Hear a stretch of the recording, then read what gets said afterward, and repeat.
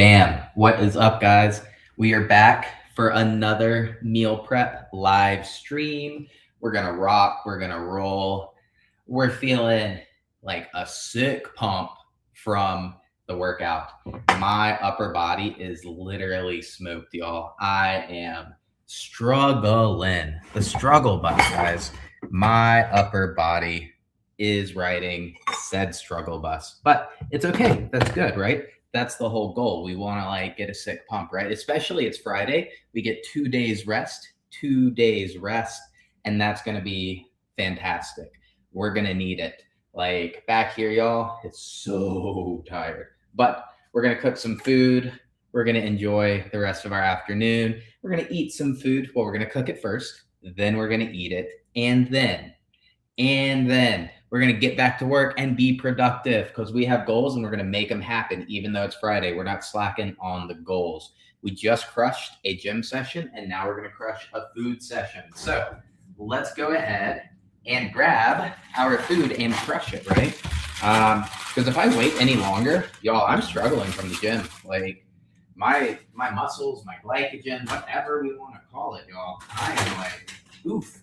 It's bad. But what's up? We're out here. We're just crushing Friday. What is up? One more rep. How's it going? Yo, I'm doing the 500 burpees tomorrow. So I'm going to treat it. Here's how I'm going to do it. I'm going to treat it like an EMOM. So every minute on the minute, I'm going to go for 10. 10, rest, 10, rest, 10, rest. So I'll do 10 reps at the start of every minute. Hopefully that way I can keep like a decent pace and then have plenty of time to rest, like engineered rest. That would get me done in 50 minutes if I took no extra rest. I would get done in 54 minutes if I took a 1 minute extra rest every 100 reps, which I might do. I don't know how tired life is gonna get. I don't know, right? Today wrecked me. The gym wrecked me today, man. But we're still going to do the 500 burpees tomorrow. We said we would, so we're going to do it. We're going to live stream them. The standard of measurement, which I am going to use for my burpees, is chest and thighs on the ground. And then I'm going to bring one of my 35-pound plates. I've got a Rogue bumper plate. And then, so I'm going to jump up to it. It's about 3 inches. It's a 35-pound bumper plate. And so I'm going to jump up on top of it. And that is going to be my standard of measurement. What time so I can tune in? You know what? Since you inspired me to do it, what time would be ideal? Can't commit to it 100%, but let's figure out a time. So I am going to eat tomorrow morning at 9 a.m. Eastern. I would like to let that food digest for like 2-ish hours. So anytime after 11 Eastern, I'm good. If we need to go a little earlier, I can also squeeze that. I do very well eating on a full stomach, not eating, working out on a full stomach, but we don't want to make it too miserable, right? So let me know what you're thinking. That way you can pop in and see how it goes and see if I can actually hold my pace that I am going to attempt, but we'll see. And then we're going to throw on the vest. And so I was talking out of my ass last time about the vest. It's a 20-pound vest. So it's not even a 25-pound vest. It's a 20-pound vest. But I will use the vest for the last, I got to check. I don't remember how many you used or how many you did with the vest, but we'll do at least that. We'll hold the standard, right? So that'll be fun. That'll be good. I haven't done burpees in forever. Cool, dude. So 51, last 51. 11. I'm just going to commit to 11 a.m. tomorrow. We're going to cut the live stream on at 11. We're going to turn the camera around, do it right here. I'll have probably two camera angles going. We'll see. We'll see what I get set up. I think I'm going to run 2 cameras. But it's going to be good. It is going to be good. So we're going to do that 11 a.m. Eastern tomorrow, and that'll be super fun. How was it? What was, just how was it? Did you get like super tired at any point, or did you like and then what's your background with fitness, right? Like how long have you been training? How long have you been doing burpees? Like what kind of give me the rundown on that so I can have a little more context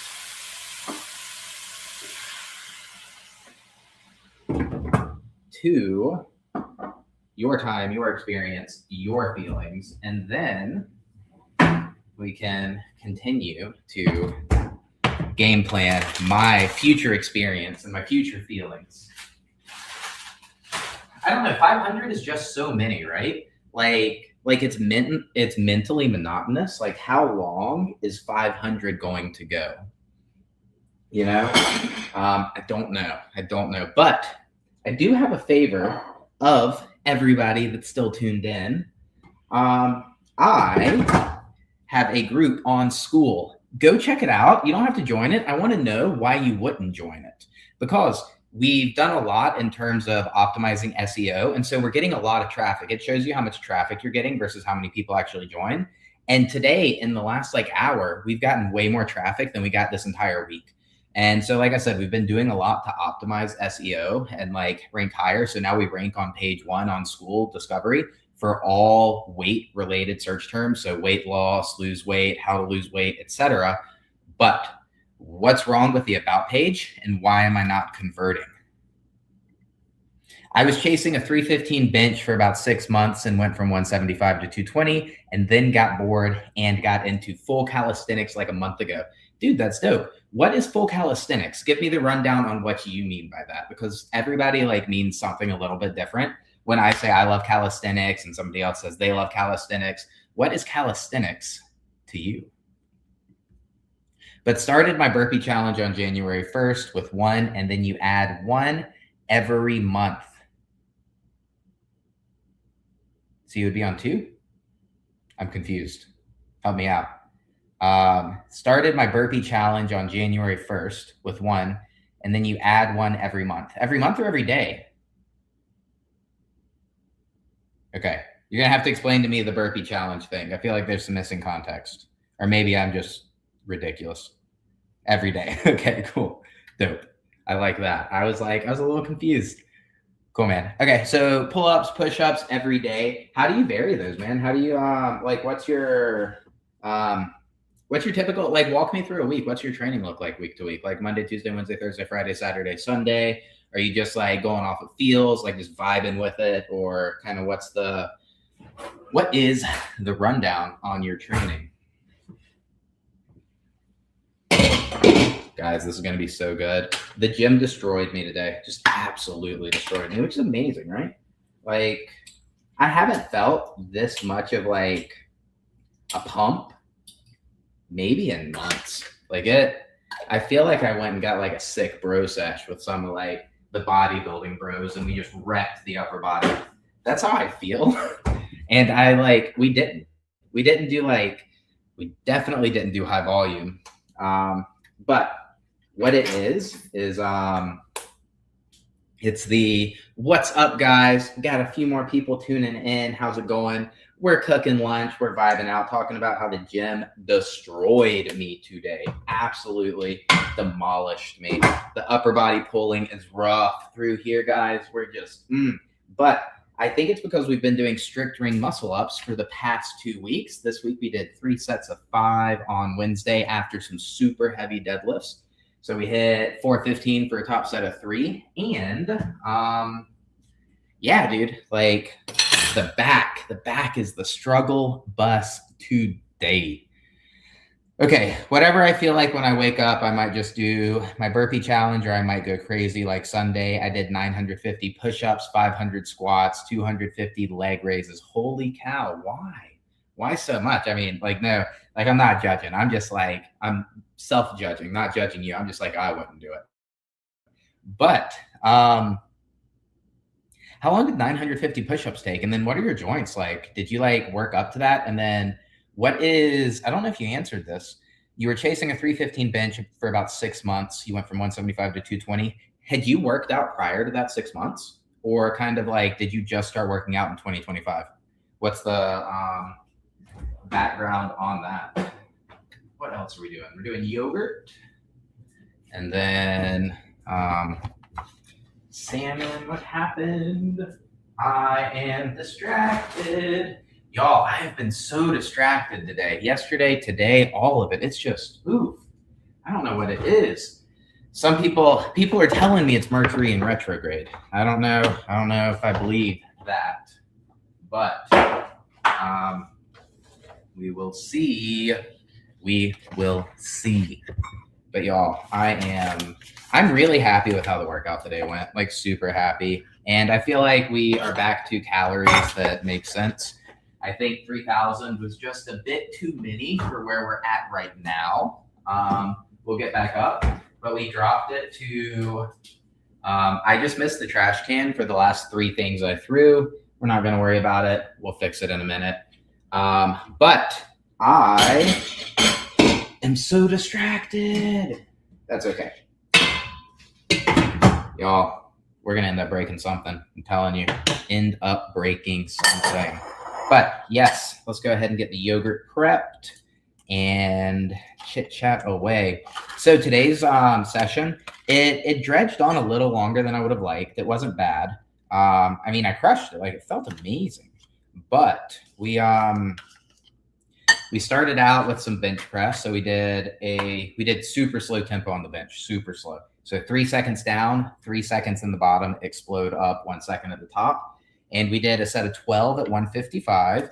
We did a set of 7 at 175. And then we did 2 sets of 3 at 195. Today, body weight was 182.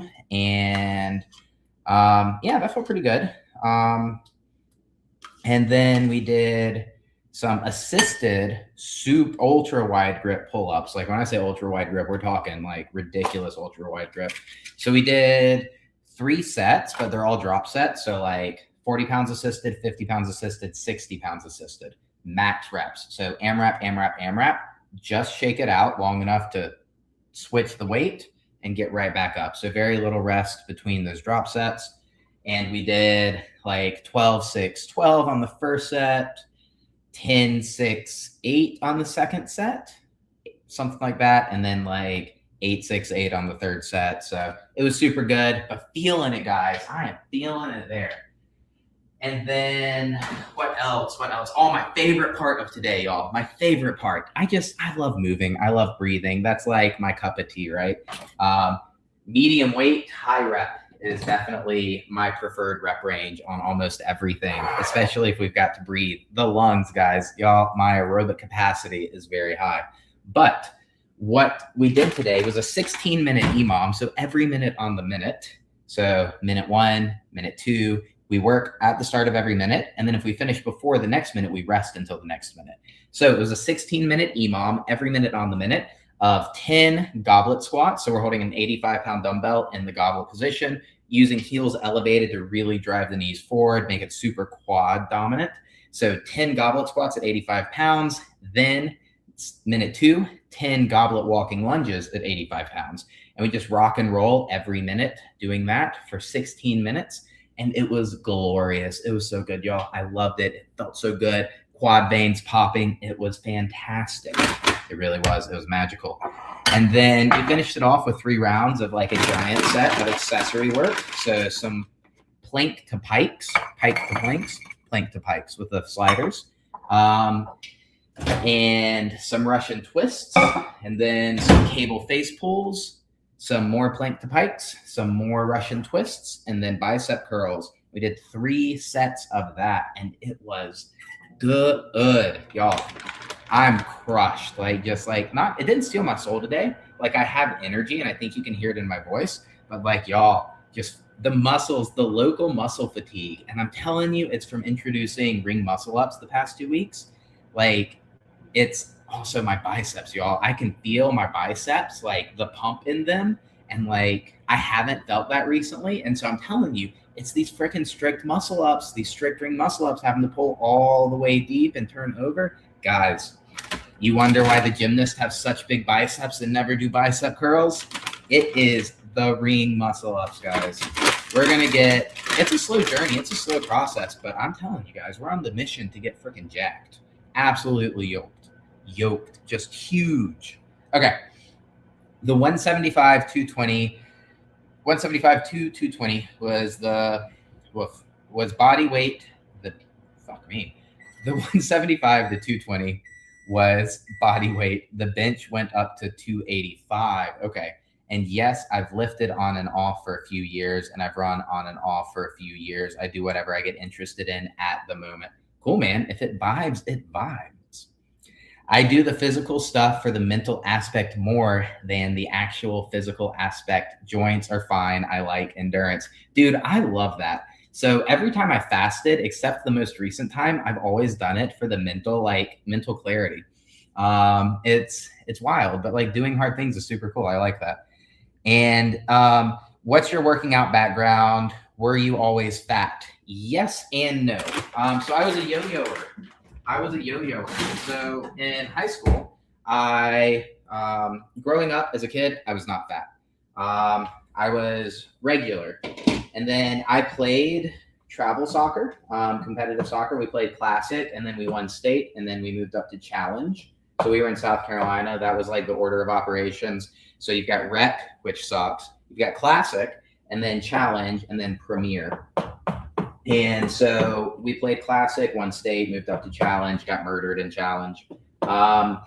And so that was my background. As everybody on my soccer team started to hit puberty and grow and mature, they all started to get abs, and I never did. And so obviously that's a huge hit to the self-esteem, right?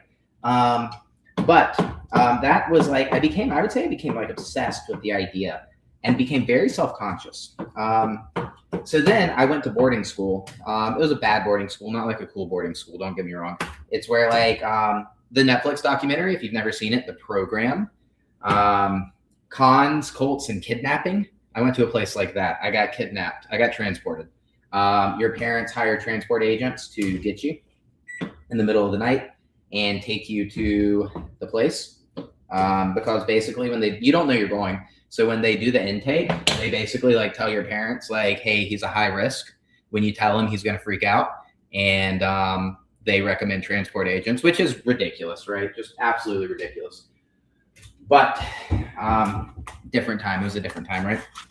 And so when I was there, I got really, really fat, obviously super depressed. Like we had to, when we would get in trouble, we would have to work community service hours in orange jumpsuits. And so like cussing was 4 hours, and then leaving a bath towel on the floor was 8 hours. If we got caught smoking like a cigarette the first time, it was 8 hours. Second time was 12. Third time was restriction 1, etc. If you were bad enough, you might get kicked out and go to wilderness. So we were like a step up from wilderness camp. If you've ever heard of wilderness, where you go, they put you in the freaking middle of the woods. It's wild. What a life. But yeah, so I got fat when I was there. So I went when I was 15. I got out when I was 17. I was there for 14 months. And I got very, very fat there. And so I struggled with weight on and off from then on out. I went to college in the fall of 2013, very drunk, very high, partied 24/7, gained even more weight. I got fatter, more unhealthy. I failed out of college. So I got academically suspended for 2 semesters because of my GPA. We officially withdrew, told mom and dad it was a disaster. Trust me, it was bad. And then that was when I got introduced to working out for the first time. So bringing it back to the question, work out. No, the answer is, well, oh yeah. Sorry. Yes, I lose recollection of the stories. So if I forget, remind me. Yes, they did. They put me on Seroquel. So that's like heavy stuff, like super heavy stuff. And like the antipsychotics. Like I got put on multiple antipsychotics, like not just like depression med. Yeah, man. So like Seroquel, Paxil, all that stuff. And then anyway, so fell out of college and first time introduced to fitness. I start looking at calisthenics on YouTube, and all of a sudden it's like very recent to 2012, right? Like it's like January of 2014, December of 2013. And so like the 2012 Netflix doc or YouTube documentary of CrossFit, like Fittest on Earth, had just came out. And like, yes, like I was like, these dudes are, because remember, I started down the calisthenics rabbit hole. I really liked the aesthetics. I really liked the ability to do calisthenics. But then I saw these CrossFit dudes, especially 2012 CrossFit, like they're freaking jacked, man. Absolutely just amazing. And then I was like, I'm going to find a CrossFit gym. So I did. And that's where I got introduced to fitness. So on about a 2-year journey, we started to lose weight, but we never got extra lean. But we definitely like started working out. We lost a lot of weight, and we kind of settled in around the high 200s. So again, right now I'm like 182. So high 200s, that was the experience. And then I'm in college, and so I'm like off and on, like yo-yoing, right? Because I don't have it together up here. Like I'm a mess. Like I've been a mess since I was 8 years old, and I didn't become not a mess until I was 30 years old. So I would say like June of 2025 was really when things changed. Like something drastically disgusting happened in my life. Like just ask, like, and I haven't shared it publicly, so I don't know that I'm going to share it publicly. But like just absolutely terrible life event happened on June, like the first week of June, like 3 days in a row, just terrible 3 days in a row, like worst case scenario. And it was like, cool, man. Like I've already had so many bad things happen to me. Like I got fired. My wife left. I lost custody of my children. I lost my home. I lost my money. I was like living in hotels, motels in my truck, couch surfing between friends' house. Like already all of that had happened. And then like 3 of the worst days of my life, boom, boom, boom, in June. And so it was like, man, I can give up or I can not give up. And like give up, I mean like lights out, give up. So I was like, cool, man, that's not the option. That's not what we're doing. And so that was really a turning point for me up here. And that's where all the growth really happened. Of course, I had already started going to the gym in April of 2025. So I had already had a couple months under my belt. I had already lost like 30 pounds at that point. But the mental game is really what's allowed it to be sustainable. It's really what's allowed us to push it deeper, right? Like we're not done getting lean. Of course, I'm very happy with how I look. I'm very happy with how I feel. I'm very happy with my day to day, but I want to get leaner. I want to get freaky lean naturally. I am not. I am not still on any meds. So I like it or hate it. I am pretty anti-meds almost across the board. Antibiotics, psychiatric meds, like it's just my vibe. Not a big fan of it. Now, if like I'm dying and I need them, like of course I'll take them.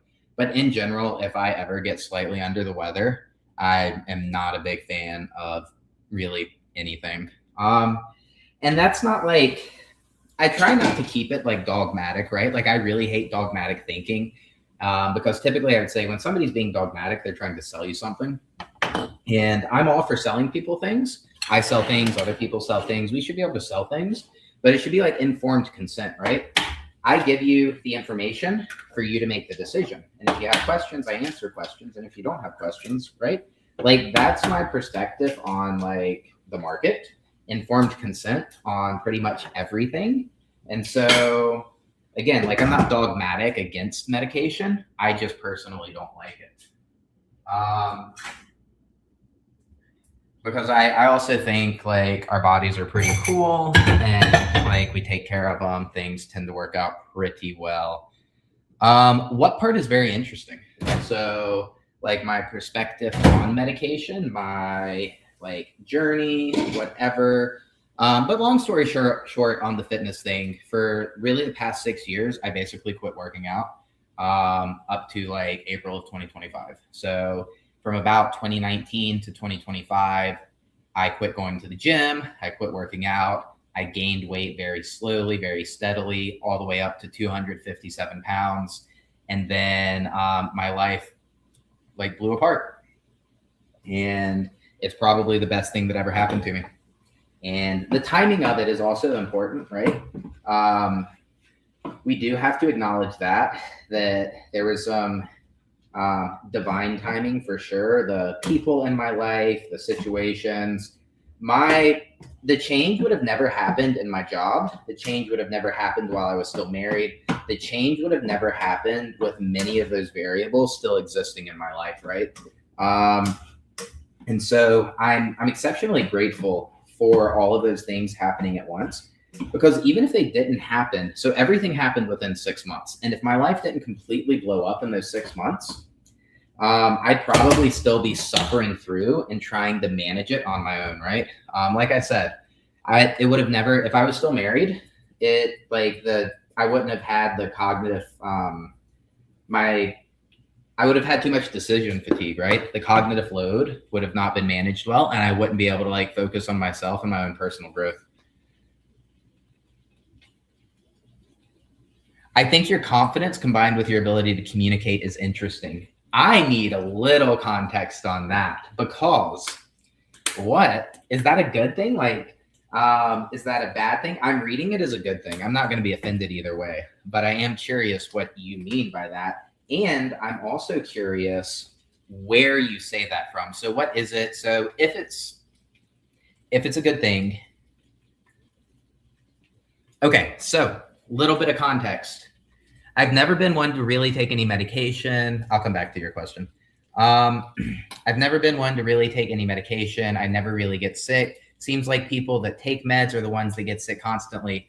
Okay, so whether you want to get hooey fooey or stay like very like above board, I think we can acknowledge that it probably exists on both sides of that spectrum, on the super woo-woo and the like not super woo-woo. So the idea of manifestation or simply like the placebo effect, yeah, for sure. I feel very strongly, and it offends a lot of people, but you invite that into your life one way or the other. When you constantly get worried about getting sick, you get sick. And so like raw chicken doesn't affect me. I've got food poisoning twice in my entire life, and I've never once like spat chicken out because it was raw. Like, of course the texture is not great, but like I'm still going to eat it because I paid for the freaking food, and I'm not going to wait for new food, and it's fine. It tastes the same. And things like that, right? But then people that are super worried, how can you eat raw chicken? Like salmonella. Like, okay, yeah, of course. Of course there's a risk of salmonella in chicken. Of course there's a risk of like rat pee on this bottle, but I don't pour it into like a jar every time I drink. Like it was stored in a warehouse and hopefully like it's fine. And if it's not, it's not. But who cares, right? Again, the cognitive load thing too. But also like the immune system's cool. Take care of yourself. And also, again, the placebo effect, the manifestation, whatever you want to call it, even magic, right? It is all like, it all directly affects your immune system. And so like, believe in your ability to fight things and you're probably going to be mostly okay. Again, we're not speaking in absolutes. Like probably more chemicals is more bad. Probably less chemicals is less bad. Probably stronger immune system is more better. Probably weaker immune system is more bad, right? Like we're just speaking in general terms. What are my typical meals like? Well, right now we are pretty strict because like I said, I want to get quite lean. I want to get freaky lean. That's kind of the objective. And we are not taking any performance enhancing drugs. The only thing that I take outside of like normal stuff is creatine. I mega dose creatine. I mega dose. I take like 30 grams of creatine a day. Don't judge me. I definitely feel the difference and I love it. I love it. I feel the biggest difference in my cognitive abilities. So that's my story. I'm sticking to it. And then typical meals right now. So each meal is about 1,500 calories. I eat twice a day. Even when I'm not tracking, I still eat twice a day. When I lost the 75 pounds, the first 75 pounds I lost, I didn't track calories. I did not count macros, none of that. And it was super, super good. Really productive, super easy, but I still just ate twice a day. No snacking, didn't restrict the meals. It was super dope.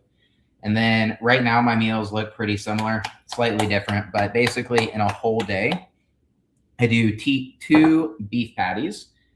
I do 1 salmon patty, 1 turkey patty, 3 cups of jasmine rice, 4 cups of yogurt, 2 cups of mixed berries, 1 frozen package of vegetables, which is typically 3 to 5 servings, and I believe that is my and banana peppers. I probably eat like a jar of banana peppers a day.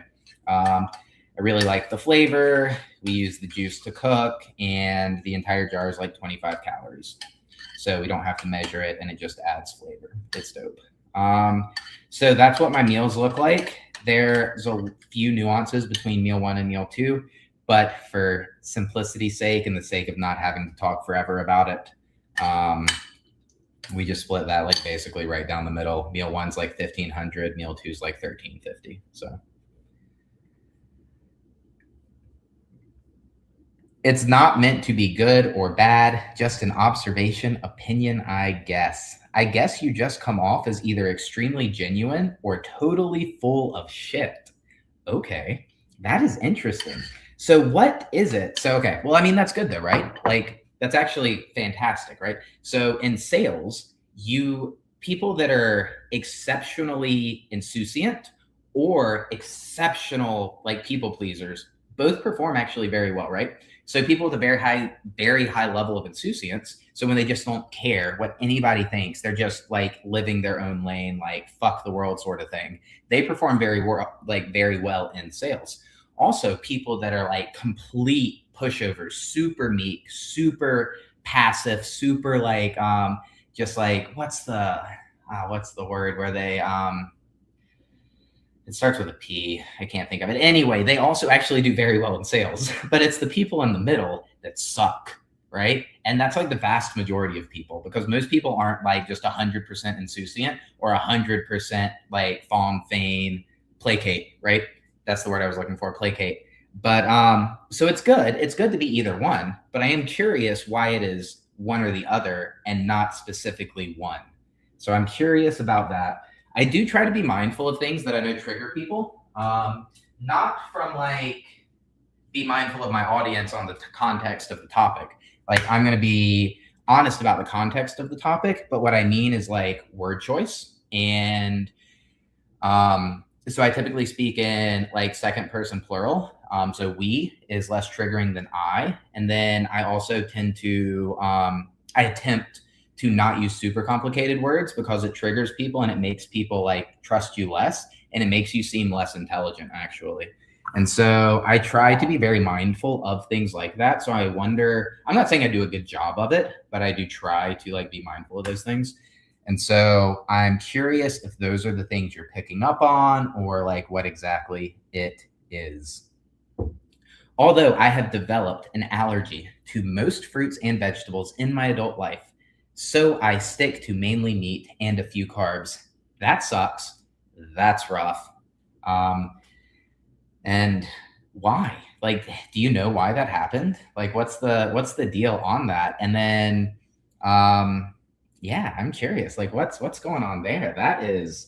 That's unfortunate, the allergy thing. So, guys, I don't know. We used like way too much cayenne pepper on this one today. Maybe. I think I want to add a little salt to this because like something, or maybe some more mustard. Like something ain't right. Something ain't right. Let me see. Let me see what's going on with the flavor.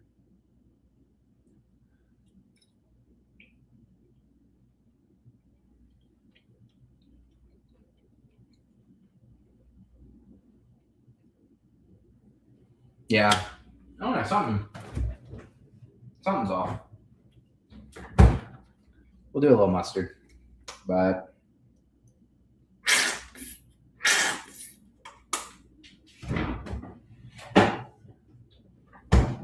just a little bit. Get this going. Yeah, we can already smell that mustard. It smells better. But I wonder what. Maybe I use too much cumin or too much nutmeg. I normally don't add a second round of cumin, so maybe it's the cumin. I don't know, man. I don't know. But let's see. It does suck. Like I can't be in the house when my girl cuts a watermelon. It's an allergy to some pollen. What is with you guys? Doesn't your girl have the latex allergy? Like, did y'all meet in the allergy clinic? Like in the waiting room? Like, oh, hey, what's up? I don't know you, so I won't make a judgment. Would you consider yourself genuine? Yes and no. So I very much appreciate genuine connections. Also, let me back up. Everybody makes judgments, and I'm personally very comfortable with people casting judgment on me. So it would never be offensive, and I would never think less of you for a judgment, because everybody judges, and we have to make judgments in order to like select safe, unsafe, right? So, like in cognitive behavioral therapy, when we break it down to like the broadest of heuristics, we've got safe, unsafe, two boxes, everything fits. Every decision, every thought, every process that ever passes through us either falls into one of those two categories. Safe, unsafe. Biological imperative, let's not die. Is this safe? Is this unsafe? Right? We have to make judgments in order to build those categories. Now, the judgment itself isn't the issue. It's when we start to be like aggressive and violate others' personal bubbles that is when I will start to make judgments about your character, right? When you start to affect other people directly, not indirectly. So not like I cuss and that offends you, like that you just don't have to listen to me, right? But when I start like calling you out for character traits or calling you out for the way you look or things like that, those are different. So just observational judgments certainly don't have a problem with it. Now, second part of your question, would you consider yourself genuine? In my heart and in my soul, absolutely. In my public presence, I struggle with that. And I am currently working on that. That's like the mission, right? I was like an overcorrected dog. So we shared a little bit about the boarding school and how bad that actually was. And so growing up, I was a difficult child, of course. Same thing as like my dog. My dog is a difficult dog. She's a very cool dog. She's a high performance dog, but she is a difficult dog to handle. If you're a competent dog handler, easy dog, very transferable. If you're competent, I can give her to anybody and she wouldn't care about me. She wouldn't even think twice. But she's a very willful, very stubborn, very smart dog, and it makes her very difficult to handle if you're not a confident and competent trainer. Now, if you placed her into the hands of somebody who is a non-competent dog handler or a dog trainer, what you're going to get is heavy-handed overcorrections because they're not going to know how to drive dog, right? And so they're going to heavy-handedly overcorrect because they don't know better. They don't know any different. It's heavy-handed corrections. So leash pressure, corrections, e-collar, shock collar, prong collar, dominant collar, whatever the tool they're using is going to be heavy-handed overcorrections. Now dog's going to get really pissed, right? Because she's a confident dog. She is not the type of dog that backs down. She's going to redirect back up leash. And so now you're going to have a dog that is now like handler aggressive because you're an idiot handler. Not an idiot handler. You just weren't prepared for the dog. You shouldn't have got that dog. You should have gotten a doodle, not that dog, right? And so in that is a good analogy for how I was raised. I was inherently a difficult child. My genetics are tough. My personality is tough. My mother is also a very, very strong-willed person. And so obviously I mimicked a lot of that behavior. And so then we butt heads because I started mimicking the strongest character traits of her because she's the primary caretaker. I started emulating and mimicking her as my like sense of self started to develop. And therein lies the issue. She gave the smackdown. She didn't like it. And so now I'm an overcorrected dog, but my personality is like I have to break out. I have to escape. I have to be free. Like I want my autonomy. I want my independence. And now we're butting heads 24/7. So in that, though we were very like back and forth, my mother ultimately was the dominant one. She obviously obviously head of household, dominant personality, also parent child, obviously as a minor, like how much can I really do? How much can I really break free? And so my entire life was overcorrection, and it really affected my ability to perform and function in society. And so for a very, very, very long time in society, in public, I was a very shallow shell of a person. Not only was I not confident in public, but anytime I had to exist and not let somebody push me over, I became very mean, very rude, very angry, very cocky, all of these things that are just not conducive to public relationships, to interpersonal relationships. And so I had a very hard time existing in public. I mean, anybody that I ever worked with would have told you like, woof, it's rough, man. It's rough. So I do think I am and believe that I am a very genuine person. in the heart and soul. And I am working on making that congruent with my external like version of myself. And some of that is like explorative, and even being here on the live stream on YouTube, sharing things that I've never shared, things that, as an example, like sleeping in my car while I was working in 2025, nobody knew. I like just nobody knew. I didn't sleep in my car every night, like maybe 10 times, but I didn't have a place. I didn't have a home, right? I didn't even like now I live in an apartment. Like I've got a lease. I'm in an apartment. It's dope. It's nice. Like I'm very happy with where I'm at now. But I was so ashamed, and not only ashamed, but lacked the humility to even think it was acceptable. Like I was, yeah, like I was judging others in similar situations and judging myself, right? And so things like that. But anyway, I only eat meat and eggs and dairy. I eat a lot of dairy. I eat a lot of eggs. I eat a lot of meat, but I also eat a decent amount of carbs because we got to feel good, right? Got to feel good, look good, all of that. How did I lose my weight? I know it's been a long time since you asked that question, but I got to you eventually. So I changed two big things. The biggest two things that I changed started in April of 2025. So I hit my heaviest in March of 2025, 257 pounds and some change. My lightest weigh-in to date is 173. We're currently at about 182. This morning was at 182.1, I believe. Very comfy with where we're at right now. We look good. We feel good. The ultimate goal is to always continue to get leaner. I want to get leaner, but right now we're in a maintenance, main gain. I like that. I believe in that. Like I believe in Santa Claus. I believe in main gain, but whatever. I did not use GLP-1s. So two things I did. So I had a really bad experience with steroids when I was 21 years old. So bought steroids from a guy at the gym, and that did not go well. I injected directly into a vein, which is very hard to do, in your butt.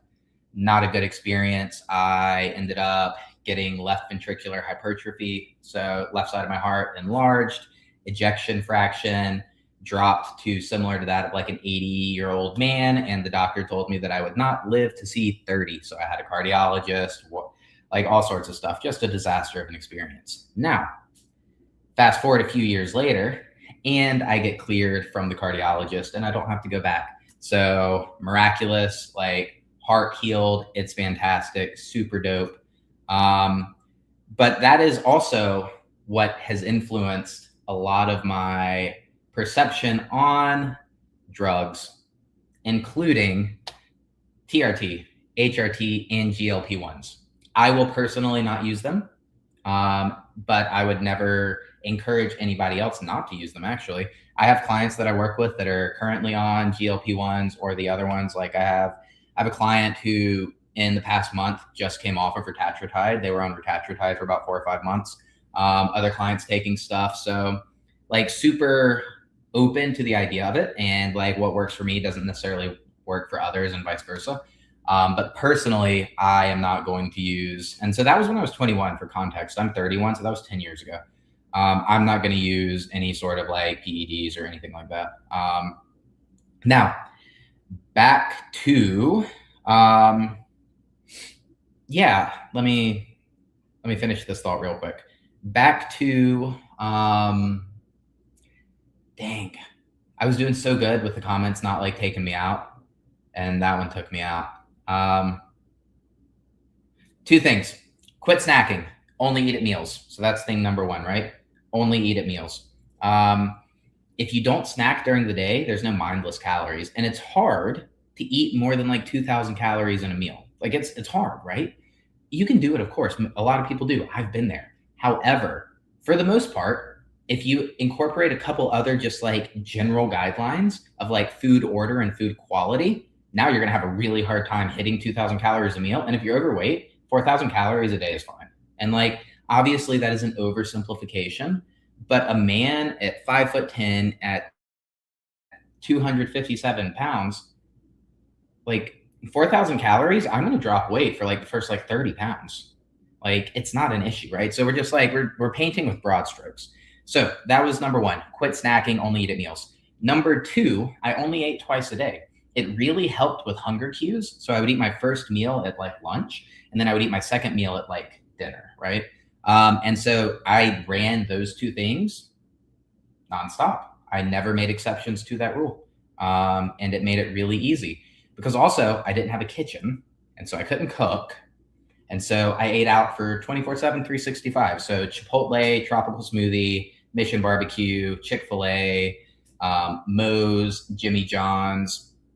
And yeah, that was how I lost the first 75 pounds. So I didn't start tracking food or calories or macros until like I got back from New York City. So I went to New York City New Year's Eve.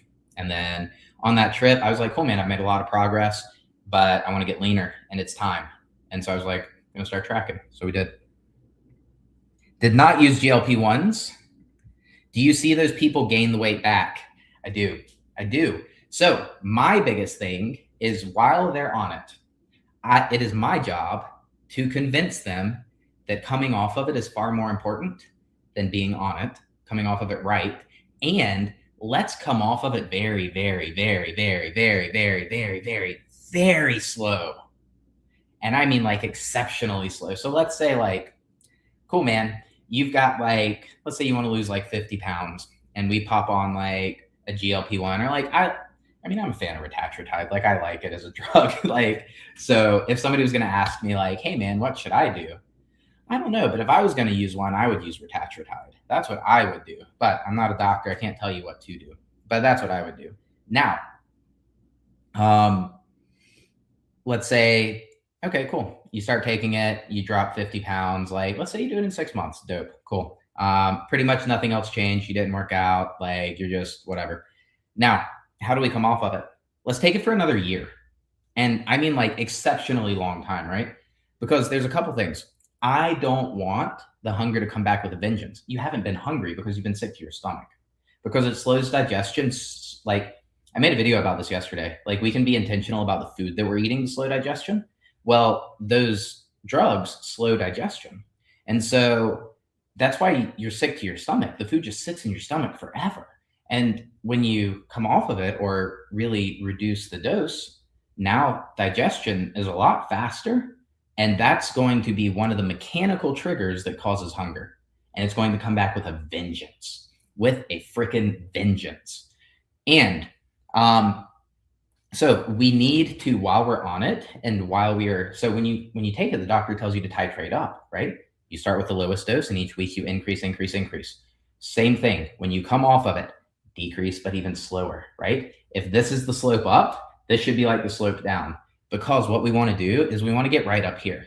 We want to learn, we want to be able to transfer the tools to something that's not a drug, right? So retatrutide is a tool, Ozempic's a tool, tirzepatide's a tool. All of these things are tools. Tools are amazing. I love tools. But what we have to do is we now have to learn tools that are elsewhere in our environment that can do the same thing. What happens when the food noise comes back? How am I going to deal with that? Right? So if I don't have this exogenous drug, like how am I going to handle the food noise? Okay, well, like things that I do, because I still get food noise. Like I was a binge eater, guys. I would eat like 10,000 calories in a sitting. Like I was a late night binge eater. Spicy water. My Topo Chicos, right? They're super carbonated. They fill up the stomach.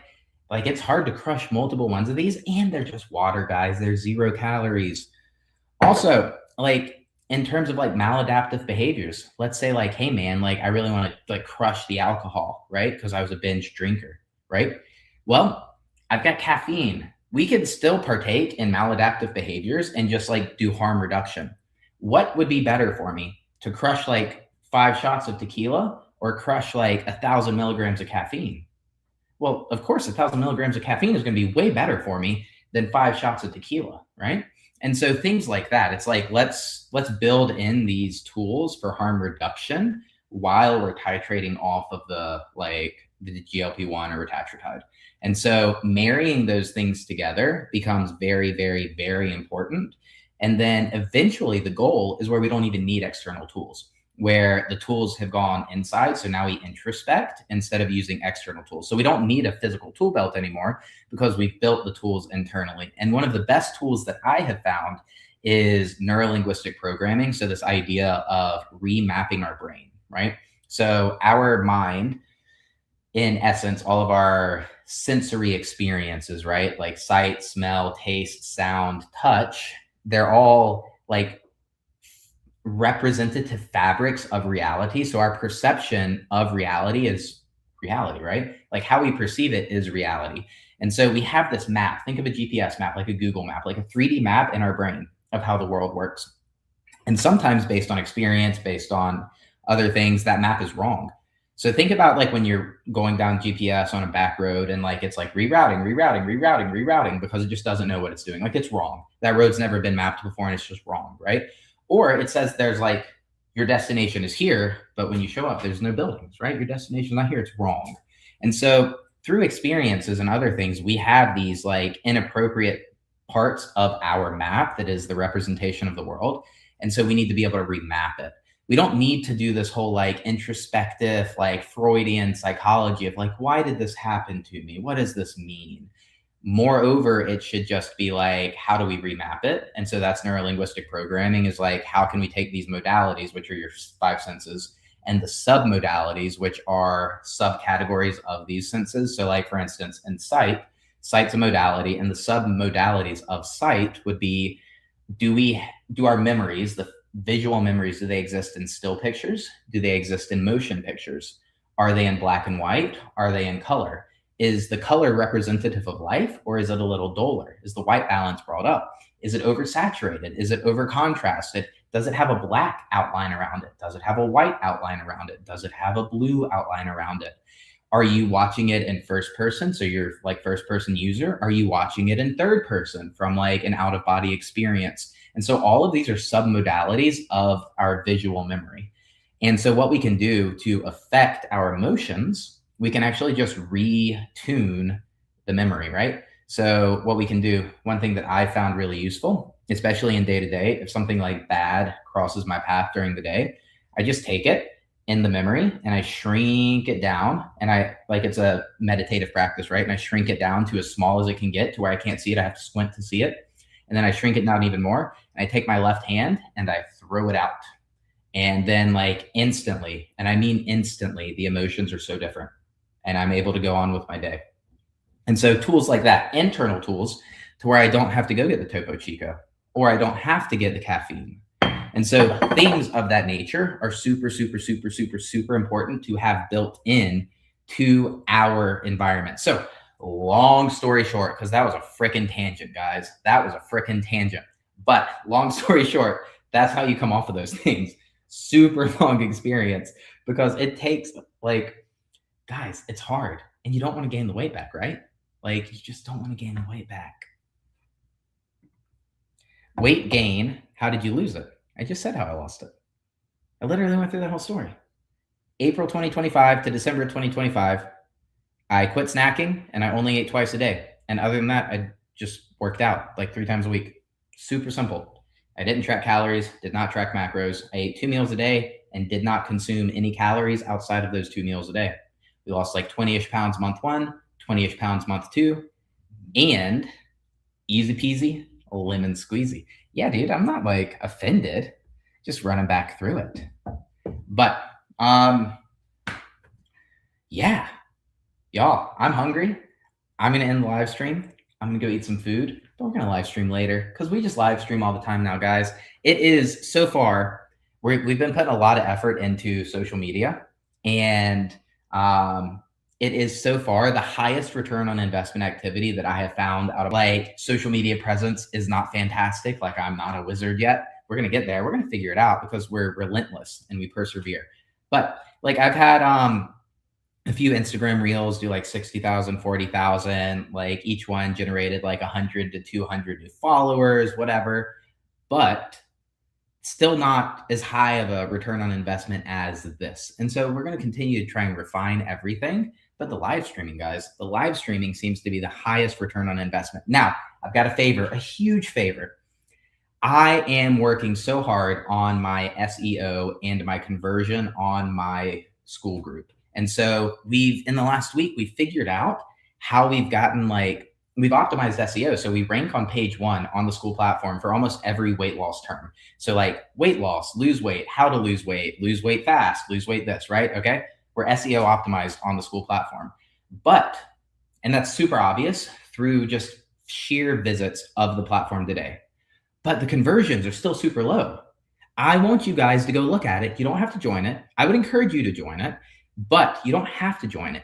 But let me know, like, what is it on the about page that like is not appetizing?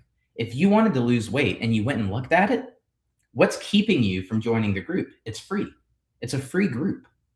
So what's keeping people from joining? Because I want to help as many people as possible, right? Like I want to continue to add value to as many people as possible. My ultimate goal is to add value to people that allows them to pursue meaningful change. I had completely lost hope, completely lost hope. I had zero hope. I had given up on life. And I mean that very seriously and from like the deepest part of my heart. And that's a sad place to be. And I know I'm not the only person there. And that is why, because I've made it to the other side, I want to help people affect change. They are the agent of change in their life, but I want to be the inspiration, the hope that allows them to believe that there is the ability to make that change. And so if now we haven't totally solved, but we have improved to a significant extent the traffic problem, driving traffic to the page. But there's so much value inside of it that is free. There's so much value. And so what is it about the actual about page that's keeping people from converting? Because if they don't join the group, it's limited to how much I can help them, right? And so that would be my favor for everybody watching. Go to my about page on my school group. The link is in the description. You don't have to join, but just let me know. Go look at it, drop a comment somewhere and be like, hey man, this is why I wouldn't join, because I got to figure that out. That's the problem that I'm currently trying to solve. And I need your guys' help. You guys, you ask me questions, I try to help you. So help me.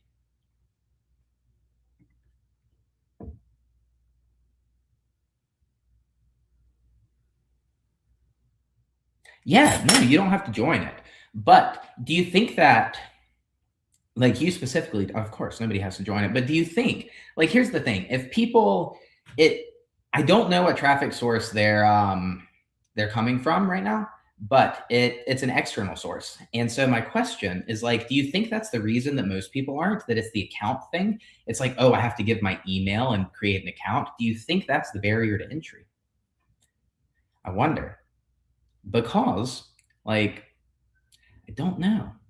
But the other thing too is if you really wanted to lose weight, if you really wanted to make the change, how hard is it to make an account? And this isn't back on you. This isn't I'm not casting judgment on you. Really, I'm just thinking out loud, right? Like just trying to brainstorm out loud, because I want to make it as easy as possible for people, right? Like I do want the barrier to entry to be very low. Of course, I've got things that I'm going to sell for money. I have things available to sell for money right now. But I also want the value proposition to be astronomically high in the free group, right? I want everybody who joins it for free that either chooses to not spend more money or can't afford to spend more money. I want them to be able to meaningfully make change. I want to help people at every step of the way. And so learning how to solve that problem and lower the barrier to entry is really important. So let's keep brainstorming, but I am going to end it now because I'm so hungry, guys. I'm so hungry. I got done working out 2 hours ago. And so I'm going to eat some food. I'm going to call my kids. We're going to chit chat, have a good time. And like, that is it. So I'll be back later. I'll see you guys later. I appreciate this one. It was a solid live stream. So good night, good afternoon. Enjoy your Friday. If you're going out, go out, have fun, be safe. I'm not going out though. We got goals. We're going to eat and then we're going to get right back to work because we are relentless and we are pursuing them without any, I couldn't think of the right word, but we're pursuing our goals and we're not going to fail. So probably likely because once you sign up, you never know how many emails you will get. Enjoy, brother. Cool, man. I will see you guys later. Have a good afternoon. Peace.